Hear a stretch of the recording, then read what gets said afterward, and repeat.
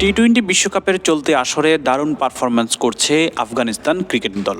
বাংলাদেশ যাদের হারাতে পারেনি সেই অস্ট্রেলিয়ার মতো শক্তিশালী দলকে টি-20 বিশ্বকাপে হারিয়ে বিশ্বকে তাক লাগিয়ে দিল আফগানরা। গত নভেম্বরে ভারতে অনুষ্ঠিত ওয়ানডে বিশ্বকাপে ইংল্যান্ডকে হারায় রশিদ খানরা।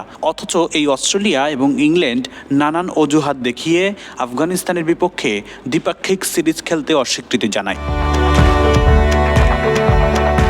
গত বছর আফগানিস্তানের সঙ্গে দ্বিপাক্ষিক সিরিজ খেলার কথা ছিল অস্ট্রেলিয়ার, কিন্তু আফগানিস্তানের তালেবান সরকার কমিউনিটি ব্যাংক, সবার ব্যাংক,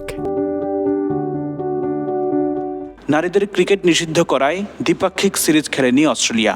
সেই অপমানের কড়া জবাব বিশ্বকাপে দিল আফগানরা। গত বছরের 15 অক্টোবর দিল্লিতে ওয়ানডে বিশ্বকাপে ইংল্যান্ডকে 69 রানের বড় ব্যবধানে পরাজিত করে আফগানিস্তান। রোববার ওয়েস্ট ইন্ডিজের কিংসটাউনে টি-20 বিশ্বকাপের নবম আসরের সুপার 8-এর গুরুত্বপূর্ণ ম্যাচে অস্ট্রেলিয়াকে 21 রানে পরাজিত করে আফগানরা। আফগানিস্তানের বিপক্ষে এই হারের পরে ক্রিকেট অস্ট্রেলিয়া নিজেদের অবস্থান থেকে সরে আসবে বলে মনে করেন ক্রিকেট বিশ্লেষকরা।